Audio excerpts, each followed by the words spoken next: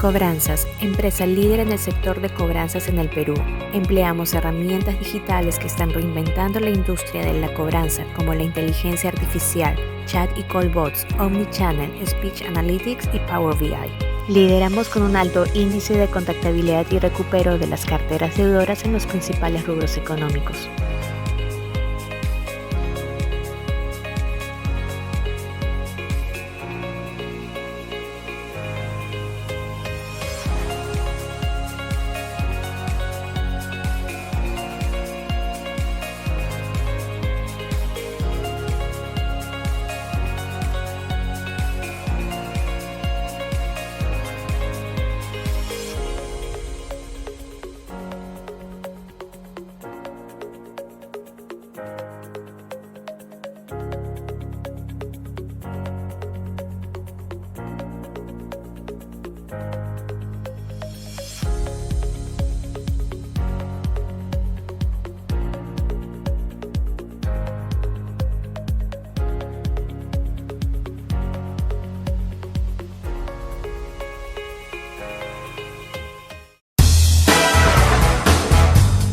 Expo Cobranzas Latam 2021, del 19 al 23 de abril. La nueva inteligencia de la cobranza para enfrentar una cartera en cuidados intensivos. Todos los líderes latinoamericanos del ciclo financiero, el riesgo, el crédito, la cartera y la cobranza reunidos en Expo Cobranzas Latam 2021. Un evento interactivo web en plataforma 3D con live streaming. Un evento para y por usted. Viva las 8 experiencias Expo Cobranzas, Live Collection Summit, Business Coffee y sus mesas de expertos, agenda a la carta, el foro de opinión, el especial académico de cobranza de alto impacto en la revista digital, la Zona Fest, el directorio ABC y la muestra comercial en 3D con importantes aliados de negocio. Incluye además un pase para asistir al Future Collections Lab de la consultora ICM. Organiza revista Ciclo de Riesgo Latam. No corra el riesgo de perdérselo. Muy bien, vamos a iniciar ya directamente nuestra agenda académica en este Live Collection Summit que se desarrolla en el marco de la Feria Expo Finanzas Todo, organizado por la revista Ciclo de Riesgo, la revista para todos los expertos del mundo del crédito y la cobranza. Esta revista, les recuerdo, que circula en Colombia, México, Chile y en Perú. De manera que bienvenidos a esta nutrida agenda académica que vamos a desarrollar en vivo con todos ustedes. Primero agradeciéndoles por su conexión en este momento. Y precisamente también tenemos en directo la conexión con nuestra directora, la directora de la revista Ciclo de Riesgo, que va a presentarnos su saludo oficial para iniciar nuestra agenda académica, de manera que le damos la bienvenida a Beatriz Villa, directora de la revista Ciclo de Riesgo. Beatriz, buenos días.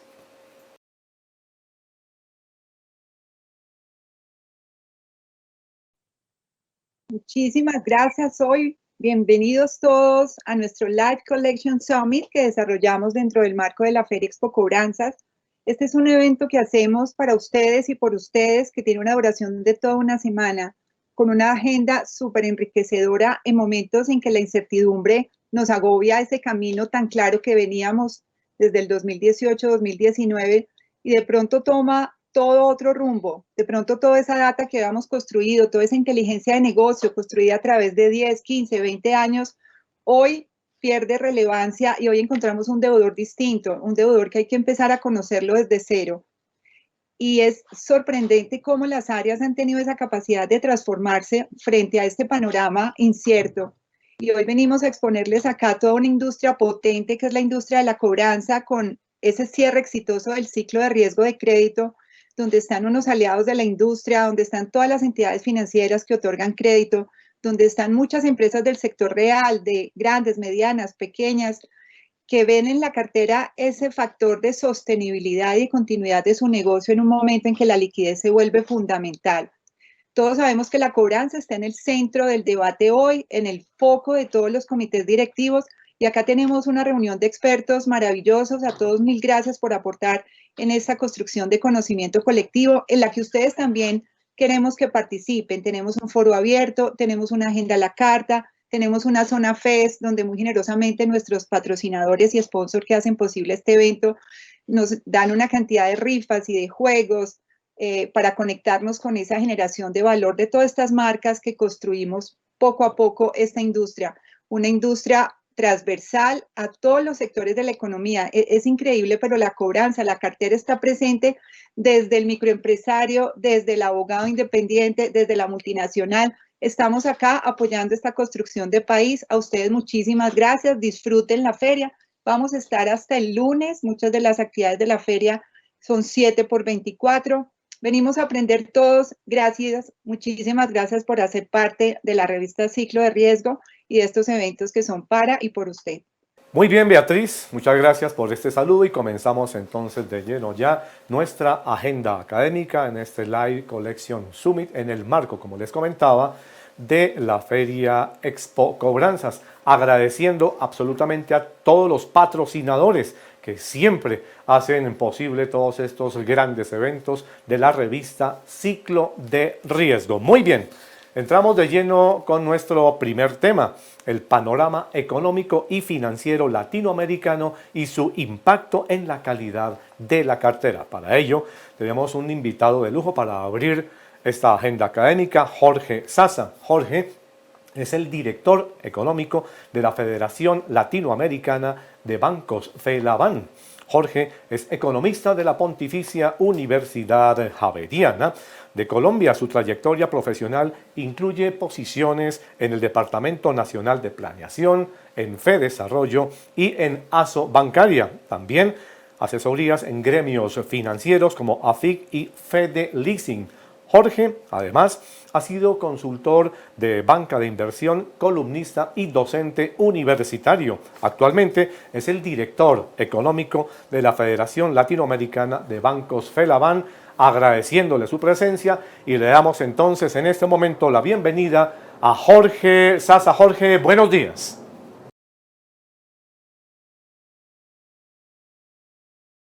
Buenos días, Mauricio, muchas gracias. Buenos días a Beatriz y como siempre mi gratitud con ella porque siempre es generosa invitándome por aquí a conocer qué está pasando en el tema de la cobranza, en el tema del crédito.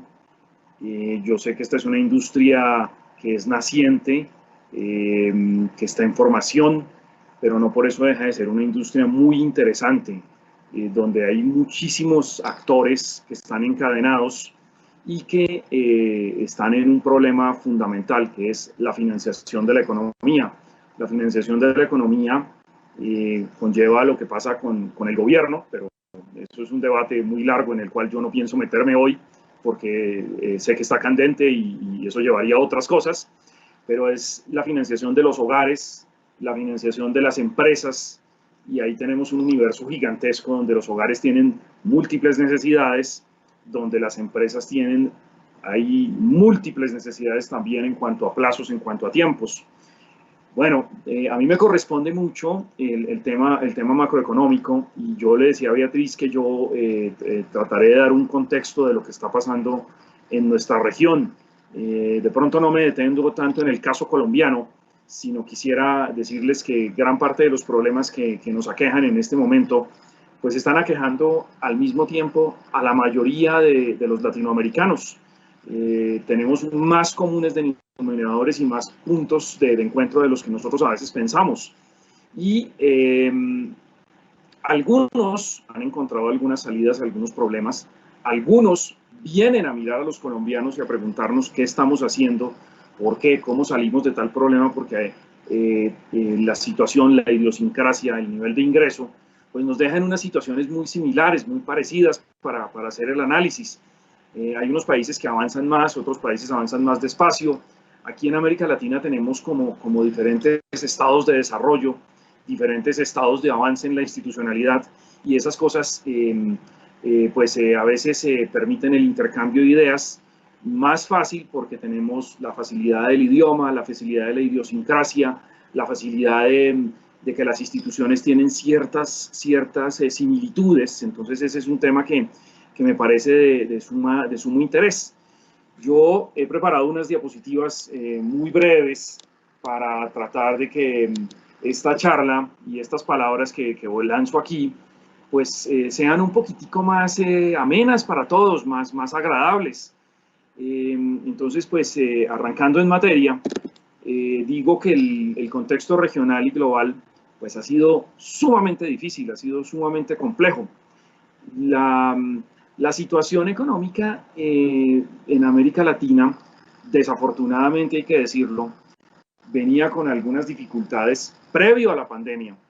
El año 2019, en especial el segundo semestre, eso ya parece que fuera la prehistoria, pero no, hace apenas 18, 19 meses. En ese momento, recordemos que estábamos en una etapa de tensión social y de desaceleración económica. Un momento en el que estaban presentándose marchas en Chile, marchas en Bolivia, marchas en Ecuador, marchas en algunos países de Centroamérica, marchas en Colombia, y la sensación un poco era de descontento social. Y descontento social porque los latinoamericanos en varios países, unos más avanzados que otros, en términos económicos, sienten que la situación económica desafortunadamente como que no cumple con sus expectativas, no satisface aquellas cosas que están queriendo las personas, el nivel de ingreso, el nivel, la calidad del empleo, la seguridad social, el tema de las pensiones, el tema impositivo, el tema de la seguridad. Son muchas las tensiones que hay en América Latina y eso es previo a la pandemia. Y entonces estamos previo a la pandemia y como que venimos en esa situación un poquito convulsionada, un poquito tensa. Y al final del año, como que dice, bueno, esperemos a ver qué pasa en el 2020, si de pronto hay diálogos nacionales, hay un poco de consenso político, y eso lleva a que la situación económica pueda tener un mejor panorama. Desafortunadamente, nos atrapa la terrible realidad de una pandemia que algunos decían, de pronto esto es cosa de un par de meses, a mitad de año ya la situación está normalizada, cuando llegue el verano en los países desarrollados olvidaremos esta pandemia. Nada de eso pasó. Ya llevamos ya casi 13 meses de emergencia mundial y pues la situación no sigue siendo fácil. Yo quisiera ilustrar esto muy rápido aquí con dos gráficas que me parecen importantísimas. La primera es esta, los vuelos internacionales que arriban a América Latina entre el 2019 y el 2020. En el 2019 teníamos un promedio de 2.500 viajes diarios en América Latina, vuelos internacionales, y eso se desploma. Lo que es dramático es la velocidad del desplome. Rápido, caemos a los 500, en algún momento a los 300 vuelos, y ahí en un paso muy lento, la situación como que se estabiliza alrededor de los 800, 900 vuelos diarios sobre América Latina. No, desafortunadamente no estaban los datos para poder actualizar esto, pero la situación se está acercando aproximadamente a los 1.200, 1.300 vuelos.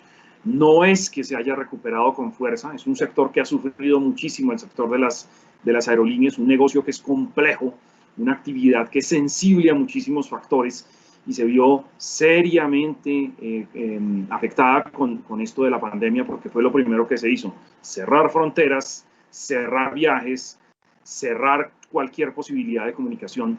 Yo, para decirles que la Universidad de Harvard hace un par de años realizó un trabajo donde hablaba sobre la importancia que tienen los viajes de negocios y cómo los viajes de negocios tienen un impacto importante en la economía, no solo por el gasto de las personas que viajan por negocios, sino por la cantidad de relaciones que se abren.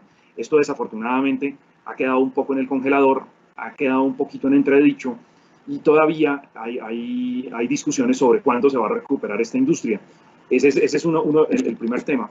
El segundo tema, que me parece muy importante, que me parece de la mayor relevancia y que tiene desafortunadamente unas consecuencias a largo plazo, es el tema de las pérdidas que se dan en el sector educativo. En el sector educativo resulta que otra de las cosas que ha ocurrido son los cierres. Y los cierres principalmente de la educación básica, cuando los niños están formándose y cuando los niños están formando su emocionalidad y gran parte de su carácter. Entonces, aquí en esta gráfica, recientemente hecha por la UNESCO y la UNICEF, yo tomé los datos del Fondo Monetario Internacional, se ve los días promedio de instrucción perdida para el año 2020 en educación básica y cómo las economías avanzadas, fíjense ustedes, perdieron en promedio 15 días. Los mercados emergentes, dentro de los cuales está la mayoría de América Latina, dentro de los cuales está Colombia, han perdido 45 días, pero los países de bajos ingresos han perdido aproximadamente 68.9 días. Esto es muy costoso, porque pues los niños están acostumbrados a salir a la escuela, a jugar, a interactuar con los profesores, a interactuar con los compañeros, a patear un balón, a ir a un laboratorio, a ver un mapa, a recortar, a cantar en grupo, a jugar, a correr.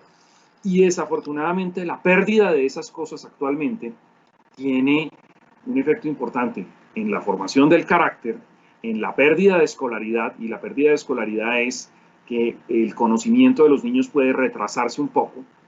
La atención centrada en la educación virtual, pues no es lo mismo ir a patear un balón con 10 niños que quedarme en casa viendo a mis padres trabajar. Y no hablemos de los niños que no tienen la oportunidad de trabajar, de tener la educación virtual, los niños que están en las zonas rurales, los niños de familias de bajos ingresos, los que comparten un computador para trabajar y para estudiar a la vez. La situación se hace todavía más compleja. Por eso quizás este es uno de los temas que más nos va a golpear hacia el futuro. Y ya debería estarse pensando en soluciones. Cómo recuperar ese calendario escolar, cómo recuperar que los niños estén ahí. Se calcula que un niño con pérdidas en escolaridad de un año podría estar comprometiendo su demanda en educación futura y podría estar comprometiendo parte de sus ingresos futuros, su estabilidad económica. ¿Por qué? Porque va a sentir que la necesidad de cualificarse, la necesidad de educarse es menor. Y eso tiene bastante preocupado al mundo educativo.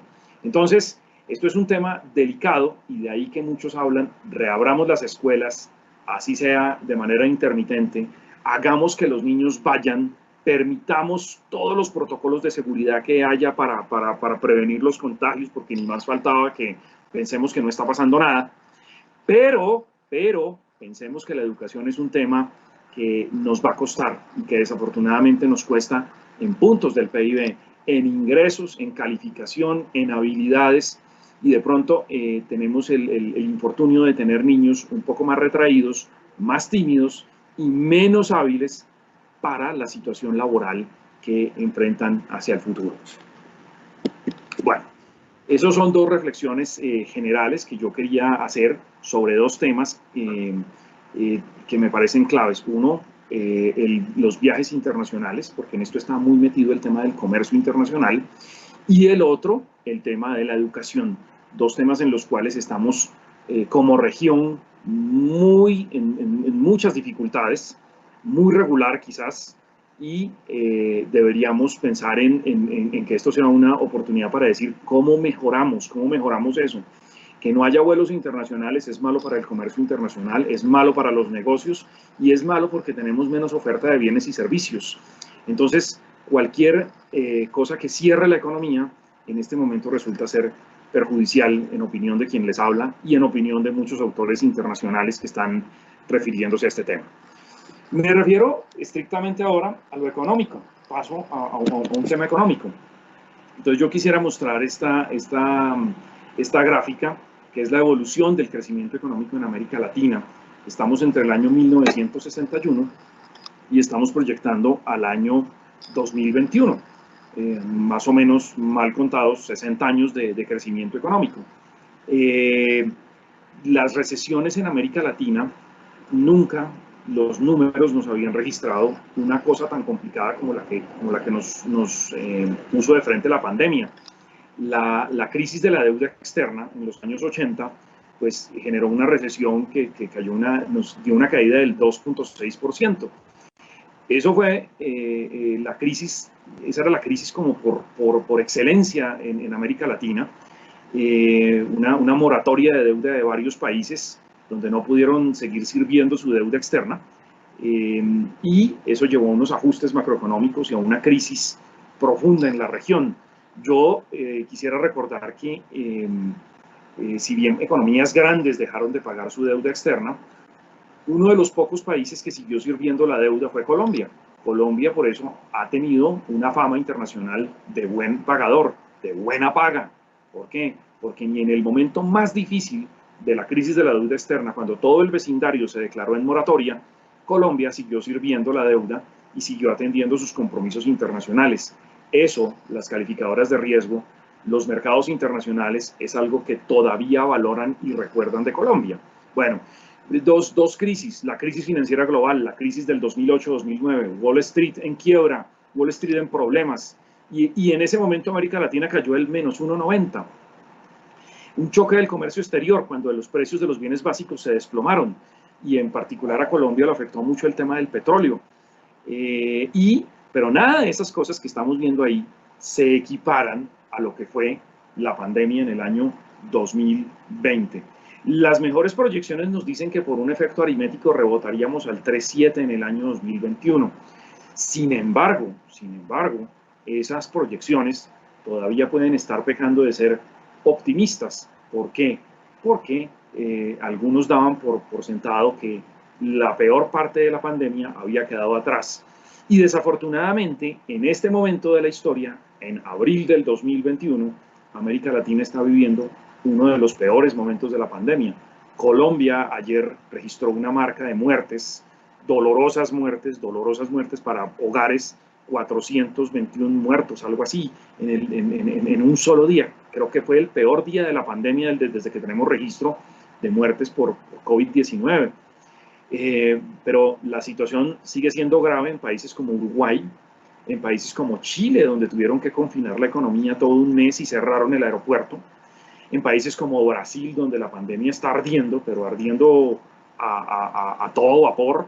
Estamos hablando de 3.200 muertos al día, números escalofriantes, y todas esas cosas conllevan cierres parciales de la economía, confinamientos, cuarentenas, restricciones a la movilidad, y eso, bien que mal, termina afectando la economía, termina cerrando las posibilidades de reactivación y las posibilidades de normalización.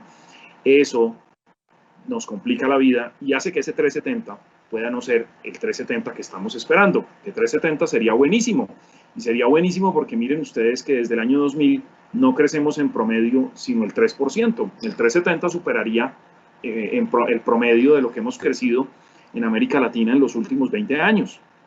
Y para serles muy sincero, ese crecimiento tan bajo en ese cuadro que está ahí, que dice el 3%, y entre el 2010 y el 2020 el 1,28%, eso es un reflejo de lo que es el malestar social. El ingreso no ha crecido, y no ha crecido para solventar las necesidades, para atacar los problemas de pobreza y pobreza extrema que América Latina tiene, y eso genera malestar social, convulsiones sociales necesariamente. Eso contrasta mucho con lo que crecíamos en los años 70, en ese promedio que está ahí, el 6%, la región estaba creciendo el 6%. Quizás por efecto del combustible de la deuda, se creció el 6% de la deuda externa, pero lo pagamos caro en los años 80 con una crisis de la deuda externa. La región se endeudó mucho más de lo que podía pagar sus gobiernos, entonces entró en moratoria. Aquí, que tengo expertos en temas de pagos, saben que el sobreendeudamiento es un problema bastante delicado, y no tendría yo que explicarles ese problema a quienes están aquí en el mundo del crédito y de las cobranzas. Paso a la siguiente gráfica. Entonces aquí está el PIB per cápita en miles de dólares del 2017, es decir, en dólares que se pueden comparar en el tiempo. Y esta gráfica entre el año 65 y una proyección que organizó el Fondo Monetario Internacional el año pasado, muestra cómo cuando la crisis de la deuda externa, el ingreso en 1982 se desplomó y duramos casi una década en volver a recuperarnos, en volver a recuperar el ingreso el ingreso perdido, el ingreso que se perdió durante ese tiempo. Por allá en el año 92-93, cuando se estableció el mal llamado Consenso de Washington, se recupera el ingreso per cápita y volvimos al nivel de ingreso per cápita del año 80-81 más o menos. Entonces se tomó 10 años recuperar la economía latinoamericana y fueron necesarios muchos ajustes institucionales y macroeconómicos. En la caída de los términos de intercambio por allá en el 2014-2015, pues se recuperó el ingreso, pero en la pandemia muy posiblemente el ingreso per cápita se recupere a un ritmo normal, a un ritmo digamos histórico, por allá en algo así como en el 2024 o 2025 incluso. Entonces, para acelerar esa brecha que se ve en el final allá en las proyecciones, sería necesario hacer reformas, y reformas estructurales que aceleren el crecimiento. Y esto no es otra cosa que generar, primero, viabilidad de las finanzas públicas, segundo, más apertura en el comercio exterior, y tercero, reformas que están pendientes todavía, reformas en el sector infraestructura, reformas en el mercado laboral, reformas a nivel institucional, y algunos hablan de temas como mejoras en la seguridad. La seguridad en América Latina desafortunadamente es algo que se nos ha deteriorado, que se nos ha perdido. Estoy hablando como continente, no como Colombia. Como continente la seguridad ha disminuido un poco en su buen desempeño. Entonces tenemos problemáticas de seguridad en países centroamericanos, en países como México, y desafortunadamente en varios países de Sudamérica esto también está pasando. El costo, quería decir esto, el costo de la pandemia ha sido bien importante. Antes de referirme a este gráfico, quisiera simplemente decir que en el mundo, América Latina representa algo así como el 9% de la población mundial. Y nosotros como región hemos aportado algo así como el 22-23% de los muertos a nivel mundial. Entonces, la desproporción es inmensa, la desproporción entre la población que tenemos versus los muertos que América Latina ha aportado a la pandemia a nivel mundial ha sido inmensa. El costo que se ha pagado en términos de vidas ha sido gigantesco. Y en eso hay muchísimas razones, Sistemas de salud débiles, mucho más débiles, infinitamente más débiles que el colombiano, contrario a lo que muchas personas piensan que nuestro sistema de salud es el peor del mundo. No, no es así. Aquí tenemos vecinos que añoran, piensan que nuestro sistema de salud es fantástico y que quisieran tener la mitad del sistema de salud que tenemos en Colombia. También tenemos problemas de pobreza, tenemos problemas de obesidad, tenemos problemas de prevalencia de la diabetes, prevalencia de condiciones cardíacas, población que hace muy poca actividad física y muy poco ejercicio. Todos esos factores sumados son como pólvora en un cuarto y la pandemia del COVID-19 es como si hubiéramos prendido un fósforo ahí. Entonces, esas preexistencias, esas precondiciones de la salud en América Latina son lo que los científicos, los médicos están diciendo, estamos pagándolo caro, que tengamos una población del 52-53% que sea obesa en la región.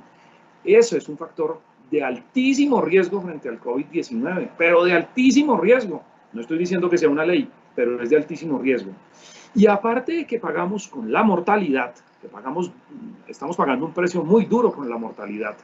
Ya les hablé, Brasil, Colombia están en récords históricos cada uno, con unas cifras récords en esta última semana. Hemos pagado un costo muy alto en términos de economía. ¿Por qué? Porque desafortunadamente nuestros gobiernos no tenían la chequera para decir todo el mundo váyase a la casa que el gobierno les va a mandar un cheque.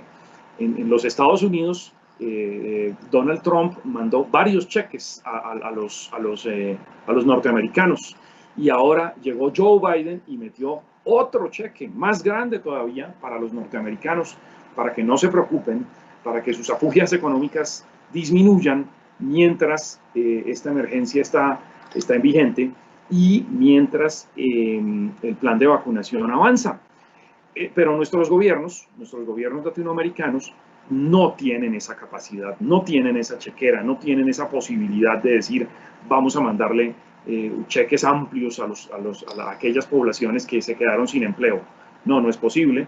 Se hizo un esfuerzo en varios países por mandar compensaciones sociales, bonos, subsidios. El programa de Familias en Acción de Colombia es un programa que mal que bien está replicado en diferentes partes de América Latina.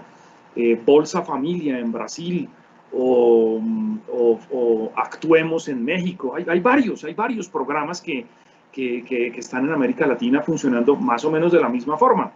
Pero el cheque que llega dista mucho de ser el cheque que llega en un país como Alemania o en un país como los Estados Unidos. Y eso nos ha traído unos costos en términos de desempleo, y quisiera que miraran aquí que somos la segunda región que ha tenido más costos económicos a nivel, comparándonos con todos, a nivel de pandemia. Los Estados Unidos allá parece positivo, porque precisamente por lo que les estoy diciendo, porque Estados Unidos se da el lujo de gastar el 14% del PIB en su población, y este año va a volver a gastar otro tanto por ciento en su población, porque tiene una chequera, tiene una capacidad de financiamiento muy alta, de la cual nosotros carecemos. El costo de esto para América Latina es que desafortunadamente las ganancias que habíamos tenido en pobreza, en lucha contra la pobreza, pues van a disminuir. Nosotros en algún momento del 2013, 2014 tuvimos una pobreza, un porcentaje de la población de pobreza del 27, 26%, pero desafortunadamente con la pandemia del COVID-19, gente como la CEPAL espera que subamos otra vez al 33% y 12.5% de pobres extremos. Esto contado en números es como si de un año a otro tuviéramos aproximadamente 22, 23 millones de pobres nuevos en América Latina. Eso es un número grande, importantísimo, que es desafiante para los que hacen política económica, que es desafiante para los que empiezan gobiernos, para los que van a gobernar. Eso es un número escandaloso, desafortunadamente, pero es el costo que estamos pagando por esta inactividad económica y por estos cierres que hemos tenido, más todos los sectores que se han visto afectados por la pandemia. Bueno, ¿qué les puedo decir sobre esto? ¿Qué pasó y qué se puede hacer o qué se ha hecho? Primero que todo, ¿qué se ha hecho? Organizando estas ideas un poco. La política económica ha buscado emplearse de acuerdo a los grados de libertad que tiene. Entonces, la política ha sido política fiscal y política monetaria, empleada quizás a fondo dentro de las posibilidades que tenemos como región, y siempre trataré de poner el ejemplo de Colombia. Bueno, la primera cosa es que en esta gráfica que está a la izquierda, vemos como el gasto fiscal primario en América Latina venía en un pequeño descenso entre el 2017 y el 2019. Todo esto por razones a ser prudentes fiscalmente, a no gastar mucho más de lo que tenemos y a evitar el problema que ustedes aquí conocen muy bien, que es el tema de la deuda. Ese tema desafortunadamente tuvo que romperse en el año 2020. Mire la gráfica del 2020. La gráfica del 2020 está mostrando que el gasto fiscal tuvo que aumentar, el gasto público tuvo que aumentar. No hubo ningún gobierno que, por más que quisiera, no pudiera darse el lujo de no gastar más. ¿En qué tuvo que gastar? Bueno, primero en esto que les estoy diciendo de los subsidios, en esto que les estoy diciendo de la atención a aquella población que se quedó sin empleo, aquella población informal que vendía, un señor que vendía dulces en la calle, un embolador de zapatos, que se quedó sin cómo subsistir porque pues simplemente no hay gente en la calle. Yo hace poco escuchaba el relato de un exministro de Hacienda de la República Dominicana, un señor sumamente juicioso, sumamente consciente, y cómo él se sienta a proyectar cómo cierra la economía de República Dominicana. Y él plantea esto con todas las instituciones de su país, incluso lo consulta con con el Banco Central, con el Ejército, bueno, con todas las instituciones. Y el día que él tiene el plan para cerrar la economía, tiene un documento en sus manos, y él sale de su casa y al frente de su casa encuentra un vendedor de helados. El vendedor de helados, un señor que está en la calle, se encuentra llorando. Y entonces él le pregunta, ¿qué pasa? ¿Por qué llora? Entonces él dice, pues porque no hay gente en la calle, porque han decretado una cuarentena y no voy a vender helados.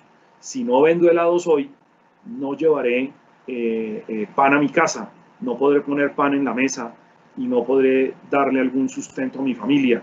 Y no hay gente a quien venderle helados, pese a que hoy está haciendo un sol radiante en la ciudad de Santo Domingo. Ese es un ejemplo de los dilemas que las autoridades económicas están enfrentando. Tienen que cerrar para evitar los contagios y para evitar que los sistemas de salud colapsen, como nos está ocurriendo en este momento tan duro para un país como Colombia y para una ciudad en especial como Medellín, que está teniendo la presión de los contagios y la presión de que su sistema de salud está quedando ya al tope de su capacidad. Pero automáticamente mucha gente con esos cierres queda sin cómo obtener su ingreso, queda sin cómo obtener su sustento. Y eso es un problema al cual los mandatarios y las autoridades económicas no pueden ser ajenos, no pueden decir, no, eso no tiene nada que ver conmigo. Y mucho de eso ha sido atender subsidios. Y mucho de eso está reflejado en esa barra azul que está ahí, el 31.8. Han tenido que aumentar el gasto público. Y si no tenían de dónde gastar, han tenido que acudir al expediente del endeudamiento, el endeudamiento interno o el endeudamiento externo. Han sido expedientes a los que ha tenido que acudir los gobiernos, desafortunadamente, para atender estas necesidades.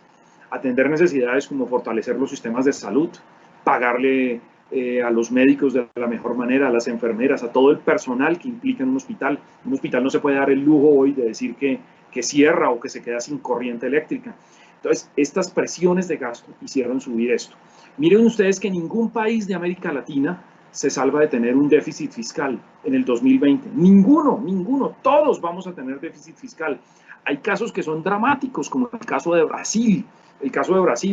¿Por qué? Porque Brasil ha tenido que hacer un gasto inmenso, ya venía con problemas fiscales, está creciendo su deuda en los mercados financieros internacionales y ya perdió el grado de inversión. En Colombia estamos luchando por mantener el grado de inversión. ¿Para qué? Para que los costos del financiamiento sean más bajos y para que recibamos mayor inversión extranjera. Bueno, paso a esta gráfica para decirles muy rápido, los bancos centrales de América Latina han llevado sus tasas de interés a puntos bajos, a puntos muy, muy bajos. ¿Con qué fin? Con el fin de mantener unas condiciones favorables a la inversión y al consumo. Esto para tratar de mantener la economía estimulada y que no haya condiciones adversas a la inversión.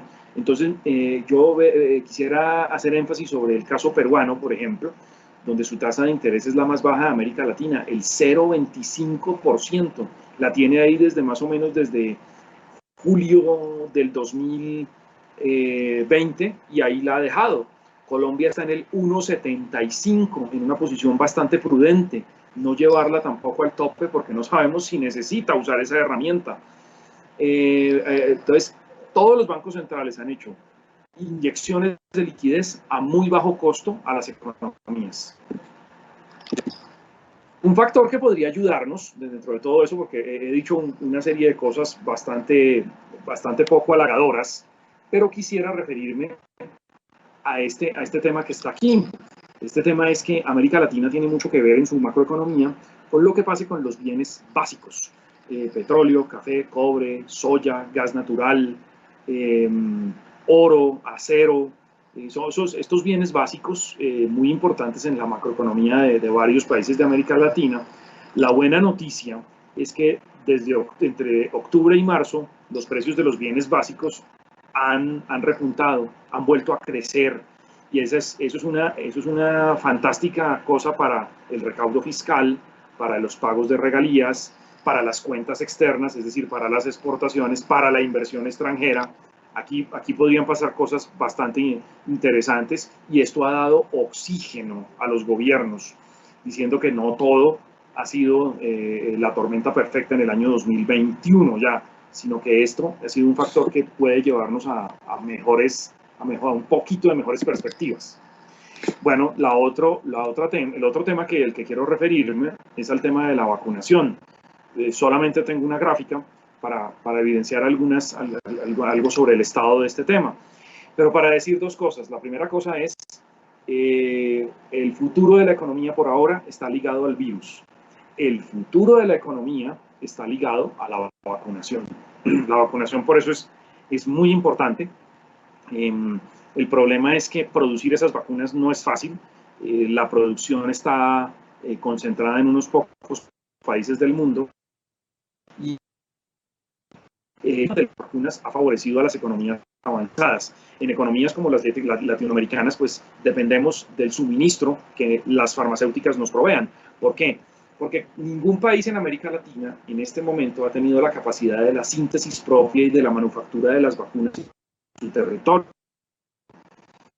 Quizás se puede hacer algo en el Instituto Butantan de Brasil, quizás la Argentina puede producir la vacuna, manufacturar la vacuna rusa, como lo vienen trabajando hace algún tiempo, y se habla de una vacuna en México y de una vacuna que produciría Cuba. La vacuna de México y de Cuba están en fase experimental en este momento, pero sería una noticia que interesantísima que pudieran decir que producen vacunas y se sintetizan en América Latina. Eso sería una noticia muy positiva para la región. Desafortunadamente, la capacidad de producción todavía es inferior a las necesidades que tenemos. Aquí rápido, el que está creciendo, el que tiene una vacunación muy exitosa es Chile, que tiene una vacunación de 70 dosis por 100 habitantes, y sin embargo está afrontando las afugias de una ola de contagios bastante fuerte, ¿sí? Y ha tenido que confinarse y ha tenido que cerrar la economía. Pero diría yo que en el resto de países la situación, en Uruguay también, porque Uruguay es un país pequeño, homogéneo, son 3,5 millones de habitantes, en una extensión de terreno pequeño, y pueden hacer una vacunación masiva mucho más fácil. O sea, en Uruguay son 3,5 millones de habitantes, actualmente han vacunado algo así como 800,000, 900,000 personas, y eso es como el 39 dosis por cada 100 habitantes. En Colombia ya hubiéramos vacunado a todo el Uruguay, porque ya tenemos 3,8 millones vacunas, pero eso representa tan solo 7,5 dosis por cada 100 habitantes. El país que va también muy adelante en los Estados Unidos. Joe Biden se ha propuesto tener una inmunidad de rebaño de aquí al 4 de julio y estaba haciendo una vacunación de 2,5 millones de dosis al día en la población. Es posible que lo logre. O sea, eso es un propósito que se hizo Joe Biden apenas llegó, pero la vacunación para los mercados emergentes como los latinoamericanos todavía depende de muchos factores que están en el suministro de lo que las farmacéuticas nos puedan brindar. Ese es uno de los temas que es crítico en este momento. Ahora que se acaba de abrir la puerta para la vacunación a los privados, bueno, hará falta ver cómo son las condiciones y que la oferta esté disponible en los países industrializados, porque es que estas vacunas, voy a decir como dice mi papá, estas vacunas no se consiguen en la farmacia de la esquina y entonces yo simplemente llego y deme 6 docenas. No es así. Hay que hablar con las farmacéuticas, hay que ver qué pedidos tienen y en qué parte de la fila les dejan a los privados para que compren las vacunas. El tema no solamente va a estar en la chequera, sino en la disponibilidad de las vacunas. Bueno, voy a pasar muy rápido en esto. Las condiciones financieras actualmente en el mundo. Quiero decir que quienes se centraran en la línea anaranjada, entre más lejos estén del centro de esa línea anaranjada, quiere decir que las condiciones financieras son más difíciles. Hoy en día quien tiene las condiciones más difíciles son los que administran portafolios y los aseguradores. Los que tienen las condiciones financieras más holgadas quizás sean los bancos, porque desde el comienzo de la crisis hicieron toda una serie de provisiones de cartera para atender lo que era los impagos que se iban a ver hacia el futuro, y eso que nos decía Beatriz al comienzo, quizás haya tenido que reacomodarse muy rápido para atender estos temas. Uno de los temas que está preocupando bastante es el tema de la inflación y la inflación en los Estados Unidos. La inflación en los Estados Unidos llegó al 2.6 en el pasado mes de marzo. Quiero comparar esto con la de Colombia, que fue el 1.51. Hacía rato que Estados Unidos no tiene una diferencia tan alta a favor de la inflación de Colombia. Mucho tiempo que no pasaba eso. Quizás históricamente no ha ocurrido. Pero ese dato de inflación ha revoloteado los mercados, porque muchos creen que con eso se va a encarecer el financiamiento hacia el futuro y que la Reserva Federal tenga que cambiar su postura. Ese es un dato que es importante. Pero también quiero decirles que en algunos países de América Latina la inflación ha subido. Yo señalo algunos países en los cuales la inflación ha subido recientemente. Y quiero hacer énfasis, no está Colombia, y quiero hacer énfasis en estos, en Argentina, en México y en Brasil. En Argentina la inflación volvió a acelerarse al 42%. En Brasil llevan más o menos unos 10 meses en que la inflación continuamente va al alza. Y en México el tema de los combustibles y el tema de los alimentos también ha llevado la inflación al alza. La pregunta es, ¿los bancos centrales en esas tasas de interés que les mostré van a combatir la inflación o van a estimular la economía? La pregunta está abierta y es un debate gigantesco del cual personalmente no me atrevo a dar una respuesta tan fácil hoy. Otro tema internacional importante, los mercados de deuda, los mercados de acciones en los Estados Unidos les está yendo sumamente bien, están en puntos históricos, elevados, muy elevados sus ganancias, ¿sí? Algunos dicen que esto es el divorcio entre la economía real y la economía financiera, que mientras la economía real sufre una recesión, la economía de los mercados de bolsa le está yendo muy bien. Un punto en el cual se vería afectado si la Reserva Federal cambia de postura, como algunos están diciendo, por efecto de lo que les decía del aumento de la inflación. Y en esto me atrevo a decir un par de cosas sobre el crecimiento económico en el 2021, basado en lo que está diciendo el Fondo Monetario Internacional. Entonces, la primera cosa es que el producto a nivel mundial crecería el 6%, un efecto sumamente aritmético. El año pasado crecimos muy bajito, en recesión global, entonces ahora por rebote va a crecer bastante. Un primer ganador, el primero que parece ser que resolvió este tema de la pandemia, pues la China crecería muchísimo, ¿sí? Un país sobre el cual se espera también bastante porque tiene un papel importante en la manufactura de vacunas a nivel mundial, que es la India, y eso genera unos encadenamientos en el sector químico, en el sector farmacéutico, en el sector transporte, en el sector logístico. Entonces, por eso la India está puesta que crecería el 12.5, pese a que la India también en este momento está afrontando unos problemas gigantescos en términos de pandemia. Solamente quiero decir que en la última semana 1 millón de personas se contagió de COVID en la India. 1 millón. O sea, eso es un número que a las luces nuestras es gigantesco. Claro, ellos son casi 1.000 millones de personas.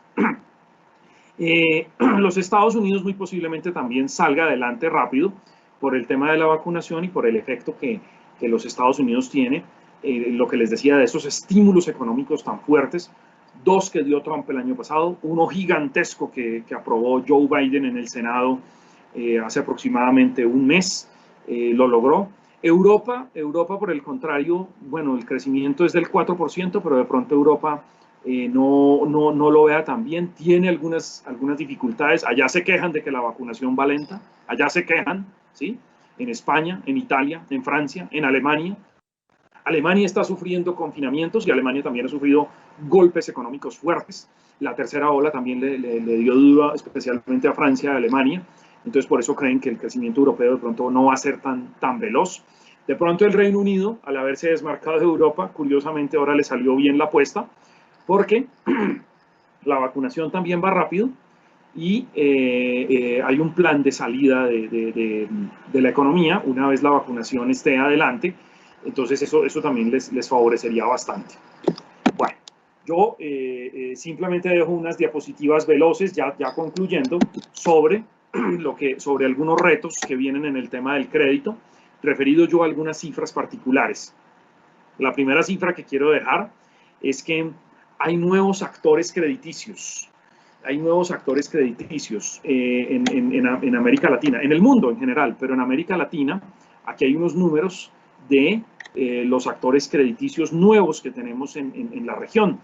Y hay dos actores crediticios. Un actor crediticio nuevo son las fintech, las compañías financieras que están, las compañías tecnológicas que están concentradas en el tema de las finanzas, de los pagos, de las transferencias. Algunos dan crédito, otros no dan crédito, otros hacen administración de portafolios, hay de todo. Y las Big Tech por otro lado. Aquí tenemos dos cosas. Las Big Tech, como esas grandes compañías, Google, Facebook, Amazon, Microsoft, esas grandes compañías que por alguna u otra razón han dado crédito o a sus proveedores o a sus empleados y están entrando a competir en el mundo del crédito. Y por otro lado, hay un mundo fintech donde tenemos, yo voy a dar dos ejemplos. Un ejemplo internacional que está aquí en Argentina, que se llama Mercado Libre. Y Mercado Libre ya es un actor que da crédito y que le financia a usted, le dice a usted, compre un computador, compre una tableta, compre un mueble, compre ropa. Y aquí le damos crédito automáticamente. Mercado Libre ya está actuando. Ya tiene mercados cautivos en ese tema y tiene modelos de scoring y de calificación de sus actores de crédito. Entonces está ahí. Otro actor que están catalogando en esto, pero que no es fintech, pero que está metido transversalmente en el tema, es Rappi. Rappi colombiano, porque Rappi está haciendo alianzas con bancos, pero Rappi también está prestando algunos servicios financieros. Dejo esos dos ejemplos, pero hay más en América Latina. Se está hablando hasta del banco digital, el famoso Nubank, que arrancó en Brasil, que ya está pidiendo licencia en México, que ya arrancó en Colombia, y cuya cabeza visible, si no estoy mal, es un colombiano. Bueno, son dos nuevos actores.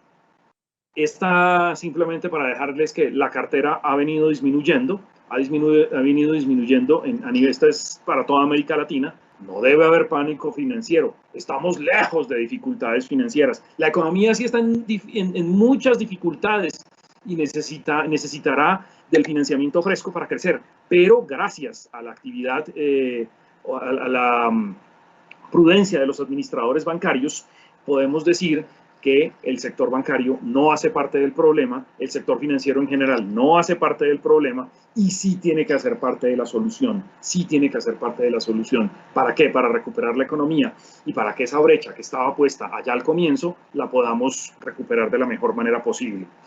Bueno, yo veo que el tiempo es implacable, de acuerdo a las recomendaciones de Beatriz, yo estoy como en el límite. Tenía dos diapositivas más, una que hablaba sobre que un reto en América Latina es que crezcamos en penetración de Internet, porque el mundo se está volviendo más digital. Prueba de esto es este evento, nos estamos encontrando aquí digitalmente, pero todavía hace falta una brecha por mejorar en América Latina. De esto podría decir muchas cosas, pero solamente dejo el gráfico. Y la segunda cosa es que hay unos retos en inclusión financiera, en cómo llegar con los servicios financieros prestados por gente profesional a más porciones de la población. Y en esto es muy importante esto de la infraestructura digital. Quería hablar un poco más sobre este tema, pero el tiempo me apremia. Quiero decirles como buena noticia que Colombia y Perú llevan 2 años compartiendo el primer lugar en estos temas de inclusión financiera. El conteo lo hace la revista The Economics con el Banco Interamericano de Desarrollo. Tienen un conteo muy interesante sobre el tema y sacan un indicador a nivel global. Y a nivel global los países que lideran son Colombia y Perú.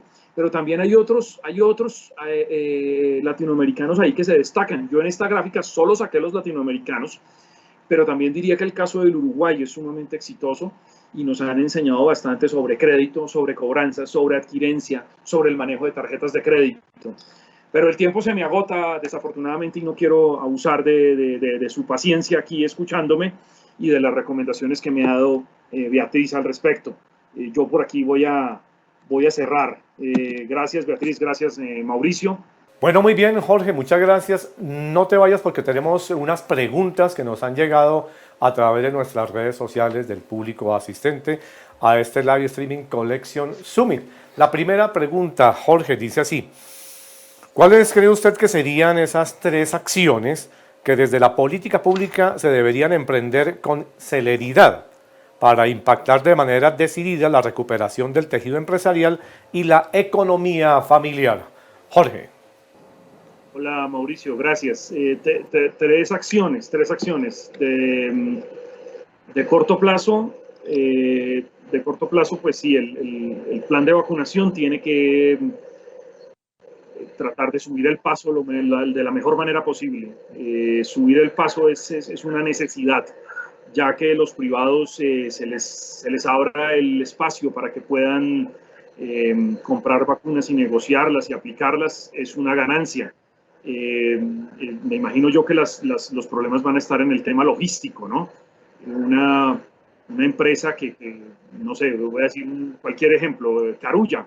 Si Carulla puede comprar 100.000 vacunas para vacunar, será fantástico. La pregunta es, Carulla, ¿dónde va a conseguir médicos y enfermeras para que apliquen 100.000 vacunas y lo hagan de la mejor manera y lo más rápido posible? Esa es una duda que me asalta a mí, pero la vacunación es una de las necesidades grandes. El segundo tema es que las finanzas empresariales tienen que ser un tema del cual se hable. Tiene que haber un tema para facilitar la creación y recreación de pequeñas empresas, o sea, como un plan piloto para formar nuevamente empresas muy, muy rápido, que se puedan capitalizar, o sea, que no solamente vivan del aporte de su socio fundador, sino que se vean las bondades de que se capitalicen. Entonces necesitamos estos temas de derechos de propiedad, estos temas de los fondos de capital de riesgo. Todas las fuentes de financiación que existan en este momento tienen que estar disponibles para las finanzas empresariales. La bolsa de valores, los emisores de bonos para las grandes empresas, el crédito para las empresas medianas y pequeñas, y el tema de los ángeles inversionistas, de los fondos de capital de riesgo para los que están empezando, para los que dieron empresa pero que tienen una capacidad instalada, que tienen un conocimiento. Y el tercer tema es desde ya hablar en reformas estructurales, reformas laborales, reformas pensionales, el tema del comercio internacional, el tema de la inversión extranjera. Todas esas son reformas que están pendientes desde el siglo pasado, pero que no se han llevado a cabo y todavía comprometen un poco la posición competitiva de un país como Colombia. Creo que esas serían tres cosas que yo recomendaría muy rápidas. Muy bien, Jorge, muchas gracias. Tenemos una segunda pregunta. ¿De qué manera las entidades financieras pueden contribuir a la aceleración de la recuperación empresarial y de la economía de los hogares? Yo digo que las empresas financieras, y en particular los bancos, generaron alivios para millones de deudores, desde tarjetas de crédito hasta para créditos hipotecarios. Y esos alivios fueron puestos de manera voluntaria, con cargo al capital de las empresas, con cargo al capital de los bancos. Entonces, eso no es una contribución menor, eso es una contribución grande que duró varios meses. Muy bien, Jorge. Tenemos otra inquietud para responderla en aras del tiempo. Dice, la premisa que mayor explica el nuevo entorno es la incertidumbre. ¿Cuál sigue siendo para usted esa pregunta sin contestar en la gestión estratégica de negocio en el nuevo entorno? ¿Y qué se debe hacer para avanzar en esas respuestas, Jorge? Sí, lo que pasa es que nunca quizás ninguna generación de las que está viva puede decir que ha visto un grado de incertidumbre tan alto como el que está ocurriendo en este momento. Entonces, pues, yo veo todo tipo de actuaciones en ese nivel. Empresarios que se quedan quietos, la incertidumbre en verdad los asusta. Afortunadamente no sé qué hacer, no sé qué posición, si tomar unos riesgos ya, meterme ya en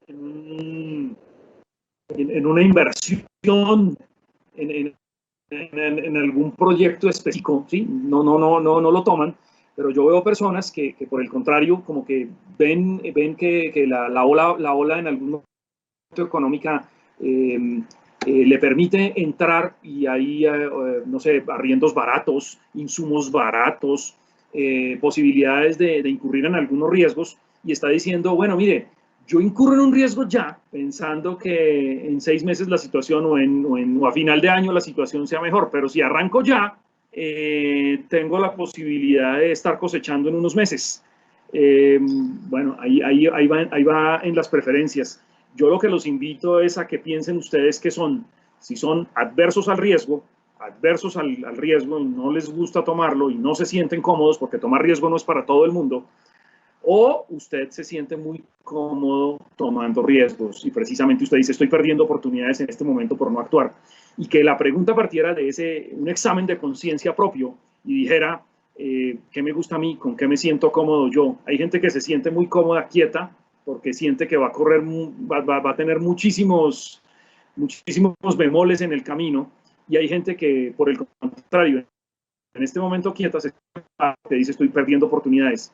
¿Quién es usted? ¿Qué tipo de organización es usted para tomar los riesgos hacia el futuro? ¿Usted se siente cómodo, tranquilo? Bueno, pues también eso va a tener unos costos. A usted tómelos, pero sepa que eso no está exento de eventualidades. Es una respuesta muy desde el punto de vista empresarial la que doy, no desde el punto de vista macro, que fue más mi presentación, pero me atrevo a dar esa opinión. Muy bien, Jorge, una última pregunta que nos llega. Dice, si nos tocara trazar un horizonte en 3 etapas, 1, crisis, 2, estabilización y 3, recuperación, ¿cree que la etapa crisis dure hasta cuándo? Y particularmente en su país. La estabilización, ¿cuándo comenzaría? Y la recuperación, ¿cuándo? Y en cada una de esas 3 etapas, ¿cree usted que en cuánto crecerá la cartera en mora? Y cuando decrezca, ¿en qué indicador se puede establecer, Jorge? Vienen muchas preguntas ahí juntas, ¿no? Vienen muchas preguntas. Mira, crisis, me acuerdo que alguien muy especializado en Harvard dijo, hace unos buenos meses, dijo, la crisis seguramente empieza a parar cuando aparezcan las vacunas, ¿no? Cuando aparezcan las vacunas termina la crisis. Entonces, después de que aparezcan las vacunas, podemos hablar de recuperación. El plazo para las vacunas se daba por allá que como a mitad del 2021. Entonces decían, bueno, sí, entonces mientras las manufacturan y mientras salen, entonces el año de la recuperación verdaderamente no sería el 2021, sino el 2022. Las vacunas aparecieron más rápido de lo que pensamos y quizás eso llevó a cierto optimismo, a cierto sobreoptimismo de pensar de que la crisis ya terminó. Yo creo que todavía estamos en crisis. Yo pienso que la crisis va a ir disminuyendo, pero paulatinamente, muy despacio. Todos quisiéramos que la crisis disminuyera al estilo Israel, que ya dijeron, dejemos el tapabocas a un lado y salgamos a la playa tranquilos. Eso fue lo que nos mostraron los noticieros este fin de semana. Todos quisiéramos sentir ese alivio. Desafortunadamente la crisis no para todos va a ser igual. Habrá unos que van a superarla muy rápido, habrá unos que la van a superar mucho más despacio. Me temo que en América Latina vamos a superarla mucho más despacio. Me temo mucho eso, mucho, por nuestras debilidades institucionales y porque la vacunación, pues, depende, lo que les digo, dependemos de lo que nos brinden los mercados desarrollados, las farmacéuticas internacionales. Es posible, en este momento hablamos de 8 vacunas disponibles en el mercado, pero quiero recordar que hay 170 proyectos de vacunas trabajándose en el mundo. Y es posible que de aquí a la vuelta de unos meses haya nuevas vacunas disponibles en el mercado, con lo cual la oferta crezca. Entonces de 8 vacunas, quizás a la vuelta de 2-3 meses nos dupliquemos a 16 vacunas disponibles en el mercado. Y eso va a alivianar mucho la presión. En la medida en que esos proyectos encuentren salida, va a ser importante. Y la demanda para esos proyectos no va a estar en los países desarrollados, porque allá la mayoría va a estar vacunada. Va a estar en países como los nuestros. Eso podría llevar a que en el segundo semestre, a finales del segundo semestre quizás, termine el tema. La predicción del economista Lawrence Summers es que la pandemia como pandemia global se levantaría en algún momento del otoño del 2021. Esa es la predicción de Lauren Summers, la hizo más o menos en agosto del 2020 y me parece que todavía es vigente esa predicción. En septiembre del 2021, octubre del 2021, vacunación, oferta de vacunas podría llevar a que se levante la pandemia, lo cual no quiere decir que la emergencia disminuya en ciertos países. Quizás la emergencia se nos va como emergencia sanitaria todo el resto del año. Entonces, a la siguiente pregunta, ¿cuánto disminuirá la cartera? Bueno, la mora muy posiblemente crezca entre 3 y 4 puntos en promedio en América Latina, es lo que estamos diciendo. Nosotros vamos a actualizar unas predicciones para el 2021, pero entre 3 y 4 puntos, siendo Colombia, que está siempre en la media del crecimiento del crédito y teniendo en cuenta la correlación de provisiones y cartera vencida, podría crecer unos 200, 300 puntos básicos aproximadamente, quizás más en los factores de consumo, menos en los factores hipotecarios. Pero me están poniendo a hacer una predicción aquí sumamente difícil, en vivo y echando unos números rapidísimos. Pero el tema rápido es pandemia 2021, agosto, septiembre, octubre, emergencia quizás todo el año, pero la predicción optimista es que pueda haber más vacunas disponibles en el mercado. Hoy son 8 marcas que están en el mercado, pero hay 170 y hay por lo menos 14 cercanos a fase 3, o sea, cercanos a entrar a factores de aprobación.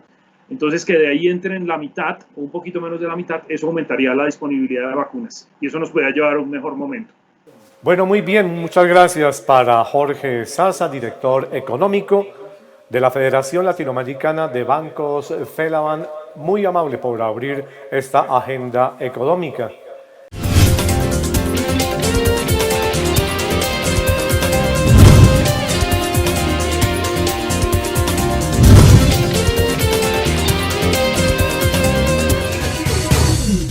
Bienvenidos a nuestra sección de hoy, el 1, 2 y 3 del crédito y la cobranza, un espacio breve para plantear tips con tendencias y mejoras radicales y de alto impacto en los modelos de gestión. Hoy hablaremos de las trampas que encierran los alivios masivos otorgados a los deudores de créditos por la pandemia y la urgencia de migrar a una estrategia de soluciones personalizadas. Con el patrocinio de Core Business, capacitación especializada en crédito y cobranza. El congelamiento masivo de cuotas solo debe considerarse de manera excepcional por razones de índole reputacional o por la existencia de impedimentos insalvables respecto al talento idóneo, a la ausencia de tecnología, a la incapacidad de gestión o falta de canales de contactabilidad que no permitan el levantamiento de información mínima de los clientes. Sin embargo, muchas entidades utilizaron los alivios masivos como su única estrategia para darle sostenibilidad a la cartera en la crisis por la pandemia, resultando un paso en falso de altos costos ocultos, además de ser una estrategia facilista que nace de la inmediatez y la incertidumbre, encierra trampas y peligrosos paradigmas. Veamos. Primera trampa. Desconocer que la caída del ingreso no es homogénea, ni por región ni por actividad económica. La consultora Radar estima que en condiciones de confinamiento, cerca del 30% de la población estaría manteniendo aún su ingreso, además de contar con ahorro. Incluso, un porcentaje importante ha visto incrementar sus ventas. Otro porcentaje no menor, si bien ha visto disminuir sus ingresos, ha logrado compensar esta caída en mayor medida con la disminución de sus costos y gastos, sumado al acceso a beneficios de política pública. Todo beneficio entregado sin esfuerzo y sin nada a cambio fomenta la cultura del no pago e incrementa el efecto contagio, oculta la problemática detrás de cada deudor, aleja a los clientes en momentos en que es vital tenerlos cerca, da una falsa sensación de estabilidad, genera mayor incertidumbre para ambas partes, y con respecto a la población que no necesitaba el aplazamiento, en vez de beneficiarla, la perjudica. Segunda trampa, empeora aún más la situación de las personas y empresas que por el alto grado de afectación por la crisis es claro que no retornarán a su actividad. Con este grupo se debe avanzar de manera contundente con agresivas medidas estructurales y no de coyuntura, bajo la premisa de darle liquidez al activo expuesto en riesgo. Tercera trampa. Centraliza los beneficios en el discurso del no pago. La estrategia sostenible a largo plazo será siempre la que centre el otorgamiento de importantes beneficios a los que sigan haciendo el esfuerzo de continuar pagando sus cuotas en los términos pactados. No caiga en falsos paradigmas. ¿Por qué esperar que se venzan los alivios para dar el paso hacia las soluciones a la medida?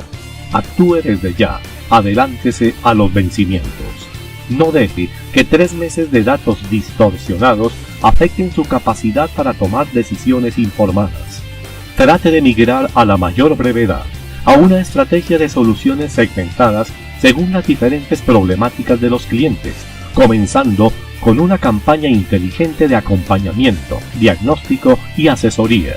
Sin duda, en este proceso será clave preguntarse: ¿qué estamos construyendo con nuestros clientes mientras no podemos exigir el pago de sus cuotas? No se pierda nuestra siguiente edición. Las 3 premisas claves que debe considerar ese primer abordaje de lo que debe ser un modelo de riesgo para la crisis. Con el patrocinio de Core Business, capacitación especializada en crédito y cobranza. El congelador. Esperamos que esta información le haya sido útil.